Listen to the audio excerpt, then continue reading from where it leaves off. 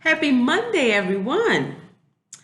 It's time for your Choose Joy message of the day. I'm Dr. E with a good word for you today. I'm hoping that the words that I share are good words for you today, some inspiration, some positivity, something to get you going. I hope that you all had a wonderful weekend. I hope that you are invested in having a wonderful week. And I hope that you are planning to have a magnificent Monday because I got to tell you, I plan on having a magnificent Monday. This week we're going to reflect on the virtue of flexibility. I flipped through my cards, what am I going to do? What are we going to do? And I read through several cards, and when I got to flexibility, I was like, that's the one. Remember that I told you that when I picked a card, it's what I feel I need to work on the most, and then I hope that it resonates with others and that my reflections on my development in that area can offer some insight or some wisdom for yourself. So this week we're going to concentrate on being more flexible. And I chose that one because I said, I have been obsessing about some things, about, putting things in place, about not repeating mistakes. We're taught to learn from our mistakes so that we don't continue to make them. We're taught to plan for the future, that those who fail to plan to fail. And so those two pieces of advice tend to have us looking backwards at the past to reflect on and learn from the past. And they also have us looking forward to the future. What can I do to line things up so that they work, so that things work in my favor? And both of those are really great pieces of advice. But then we have to remember that we have to focus on the present because there's so much great things going on in our lives that when we focus too much on the past and we focus too much on the future, we miss what's right in front of us. And as I was reflecting on today's action step for the virtue, it's I, uh, I'm open to unexpected things. I welcome surprises. That's what it is. I welcome surprises. Same thing. I'm open to unexpected things. A lot of people don't like surprises. They like what is predictable and what is routine because it gives us a sense of safety and security. But flexibility requires us to be open to things happening that we had not anticipated and looking for the silver lining, looking for what's good in what is right in front of us. And so I found so much peace and joy in that because that's something that I'm striving for myself. I want to lock in on the moment and be thankful and grateful for what I have. And so I've reflected, looked back, and thought about some things, some conversations, some things that people have said to me, some patterns of behavior and dug in on. It's one thing to get to the surface level, but you always got to dig underneath and ask yourself, why do I do that thing? And typically it's a trauma response, and it's typically around loss and pain. And so if we lost something or if something was disappointing or something didn't happen the way we wanted it to happen, we think that if we learn from that experience that we can put some things into place to make it not happen again. But what we normally do is we stifle ourselves. We stifle our creativity. We withhold our true full selves, believing that if we do those things, we can, make some things happen. And not really. There are a lot of variables at play.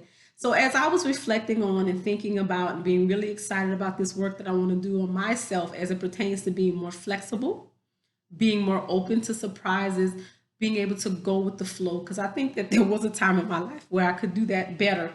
But when you live and you experience pain and you experience loss, it can change you. And so you got to be mindful of those the way those things change you, and really get to a place where it doesn't change you so much that you're not who you are or not who you were meant to be or who you were or whatever.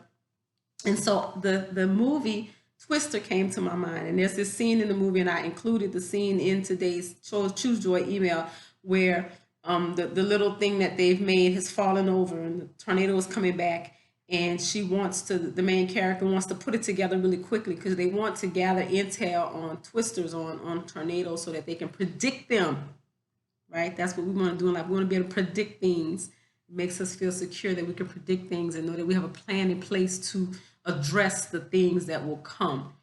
And her husband says to her, Let it go. Let it go. It's too late. We can't do it. We're putting ourselves at jeopardy. She's like, but you don't understand. You don't understand, what it is to lose everything, to have something, attack you or have something bad happen to you. You don't understand. And he said, you can't go back and undo what has been done. You can't stop that tornado from landing on your house and your father dying. But what you can do is embrace what's right in front of you. You can embrace what's right in front of you. And she says, what do you mean? He says, me, Joe, me. I'm right here in front of you. And you're overlooking this great thing that you have because you're steady trying to correct something from the past. Now, I have a piece of advice called Sankofa where you go back to the past and get what was left behind. So I'm not saying that there's no lessons for you in the past. Sometimes you do go back and you get what you left behind and you bring it because it's a thing of value, knowledge, wisdom, reflection, people, places, experiences. But know that what's right in front of you is what is most valuable. Everything in your life has brought you to this point, and there are blessings to be had in what's right in front of you. Don't overlook those things. This makes me think back to last week when I said, when you ask for something, when you look for something, that thing that you're asking for, that you're looking for, is also looking for you. Don't overlook it when it comes to you, if it's wrapped up in something a little bit different than you thought it was, that it would be, because we have expectations. And so sometimes when the very thing that we desire, that we want, is staring us right in the face, we look right past it because we don't see it. We don't believe that's what it's there for. But if it's there for a reason. It's there for you to enjoy. So that's my advice for you today. Enjoy what's right in front of you. Whatever situation you find yourself in, that's where you're supposed to be. Don't forsake your lessons. Don't forsake your joy. Don't overlook it. Don't overthink it. Enjoy it. That's what I hope for you today, and I hope that's what you hope for yourself. Also, in the email today, I have included ways to be kind to yourself, because I'm always saying be kind to yourself. And then, of course, you know how to be kind to others. Just gift them with your presence, with your unique essence. That is how you can be kind to others. And gift us with your smile, because it's beautiful. I can't see any of you all, but you can see my smile. But I bet your smiles are as beautiful as I could possibly imagine. I'm sure that they are as radiant as the sunshine. So go about having a wonderful day today, guys. Make it as beautiful as you want it to be, and it shall be. Take care.